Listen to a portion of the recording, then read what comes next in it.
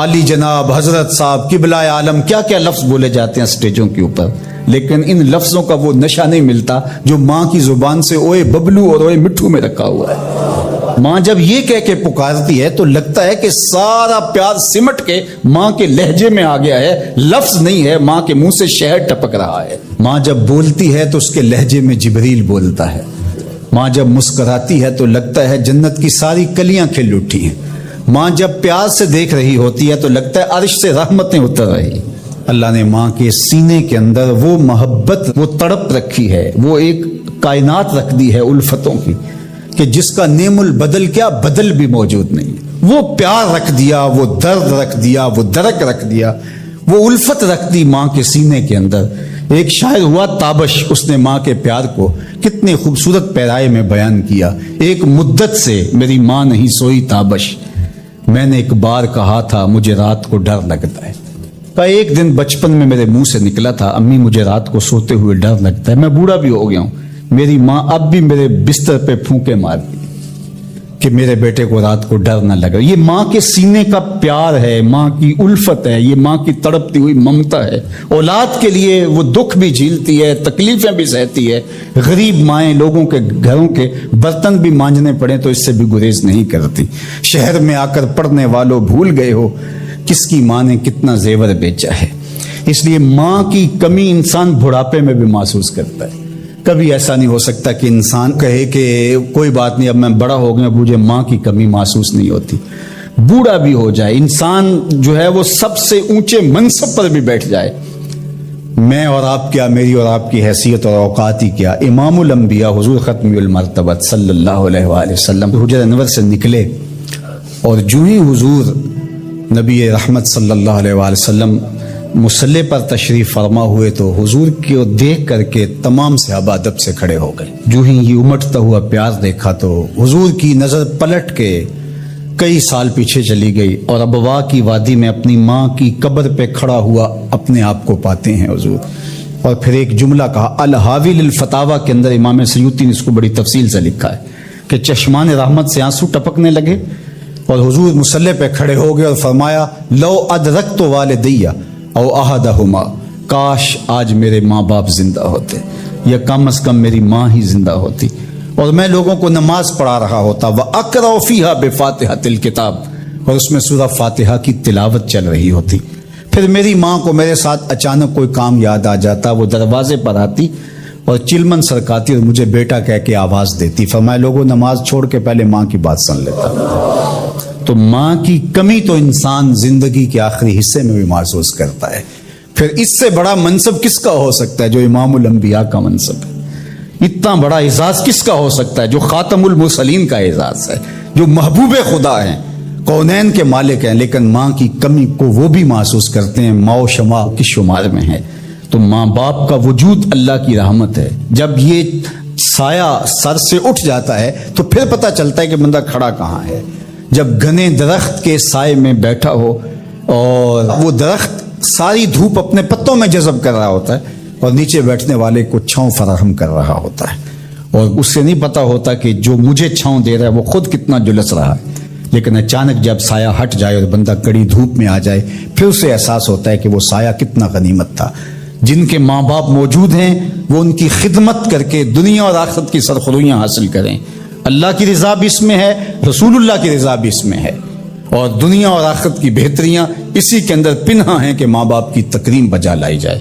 عالی اللہ اکبر، ان پڑھ اور غریب ماں کی یاد میں انہوں نے بڑی خوبصورت باتیں لکھی۔ کہا عالی نسب ہوٹلوں میں کھانا کھانے میں وہ سرور کہاں جو چولہے پر بیٹھ کے ماں کے ہاتھوں سے پکی ہوئی چپاتیاں کھانے میں ملتا ہے۔ حضرت یعلہ بن مرہ کی ایک کہانی سنیے۔ فرماتے غزوے سے ہم واپس آ رہے تھے، راستے میں پڑاؤ ہوا تو حضور ایک درخت کے نیچے استراحت فرمانے کے لیے لیٹ گئے، اور میری ڈیوٹی یہ تھی کہ میں تلوار لے کے حضور کا پہرا دوں۔ میں کھڑا ہو گیا، باقی لوگ بھی سو گئے، تو میں نے ایک منظر دیکھا کہ دور صحرا میں ایک درخت تھا جو ہلنے لگا۔ تھوڑی دیر کے بعد وہ اپنی جڑوں سمیت باہر آیا اور اپنے آپ کو گھسیٹتا ہوا میرے برابر آ کے کھڑا نہیں ہو جاتا۔ تھوڑی دیر کے بعد وہ واپس وہاں جاتا ہے اور جہاں سے اکھڑا تھا وہاں جا کے دوبارہ نصب ہو جاتا ہے۔ میرے لیے بڑے اچنبے کی بات تھی، لیکن میرے پاس کوئی تھا ہی نہیں کہ جس سے میں بات کر سکوں. حضور تھے تو استراحت فرما رہے تھے اور میں حضور کے آرام میں خلل نہیں ڈالنا چاہتا تھا. خیر حضور بیدار ہوئے تو میں نے سلام عرض کرنے کے بعد جو پہلی بات کہی وہ یہی تھی. میں نے کہا حضور وہ جو سامنے درخت ہے تھوڑی دیر پہلے وہ اپنی جگہ سے اکھڑا تھا، شاخوں کے بل اپنے آپ کو گھسیٹتا ہوا یہاں پہنچا، پھر میرے برابر آ کے کھڑا ہو گیا، پھر تھوڑی دیر کے بعد واپس وہاں جا کے نصب ہو گیا. یہ جب کہانی سنائی تو میرے حضور نے تعجب نہیں کیا.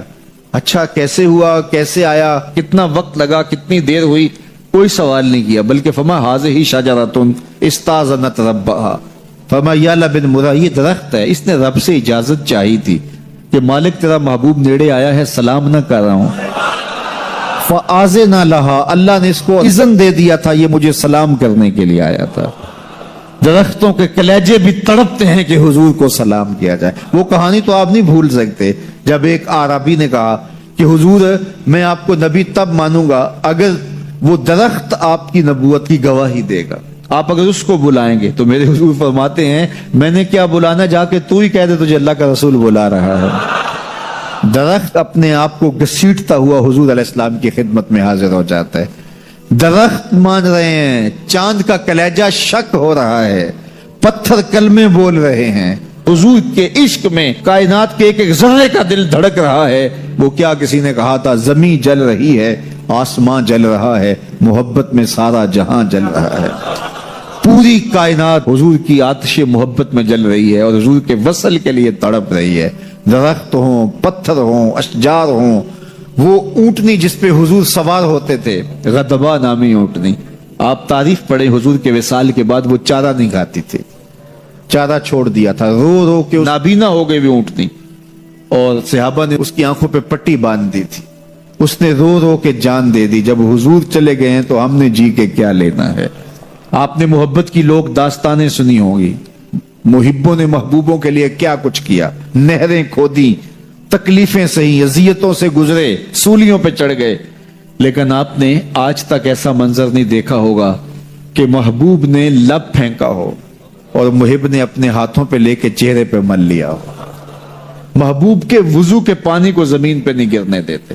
عروہ بن مسعود صلح حدیبیہ کے موقع پر واپس جب گیا تو اس نے قریش مکہ کو جا کے کہا میں تمہاری جانب سے سفیر بن کے بڑے بڑے بادشاہوں کے درباروں میں گیا ہوں، واللہ اصحاب محمد کو جو میں نے محمد صلی اللہ علیہ وسلم کی تعظیم کرتے ہوئے دیکھا ہے، واللہ آج تک کسی بادشاہ کی بھی وہ تعظیم ہوتے ہوئے نہیں دیکھی. اور جو ان کا لعاب زمین پہ نہیں گرنے دیتے، ان کے وضو کا پانی نہیں زمین پہ گرنے دیتے، وہ ان کا خون کیسے گرنے دے. تو جنگ کا ارادہ ترک کر دو. تاریخ بتاتی ہے صلح حدیبیہ کے بعد سیدھا فتح مکہ ہوا ہے. قریش کے ساتھ پھر کوئی جنگ نہیں ہوئی، اس لیے کہ ان کے دلوں پر ایک رعب بیٹھ گیا تھا. جب امت نبی کی تعظیم اور تکریم بجا لاتی ہے تو بتائیے کہ پھر اس امت کو تسخیر کیا جا سکتا ہے؟ وہ ناقابل تسخیر. جب امت اپنے نبی کی تعظیم نہ کر سکے تو پھر اس کو جس طرح چاہو جو ہے وہ مسخر کر لو، وہ ایک بوسہ ہوتا ہے، اس کے علاوہ کچھ نہیں ہوتا. اس لیے اگر آپ مجھے پوچھیں کہ دین ہے کیا، تو ایک تو ہے کہ اس عنوان سے ایک الگ گفتگو کی جائے کہ دین کیا ہے. لیکن دو لفظوں میں اگر آپ مجھ سے پوچھنا چاہیں اور میں آپ کو بتانا چاہوں تو مجھے اقبال علیہ رحمہ کا لہجہ ادھار لینا پڑے گا. انہوں نے کہا دین سراپا سوختن اندر طلب، انتہائش عشق آغازش ادب. طلب محبوب میں تڑپنے کا نام دین ہے، جو ادب سے شروع ہوتا ہے عشق پہ ختم ہو جاتا ہے.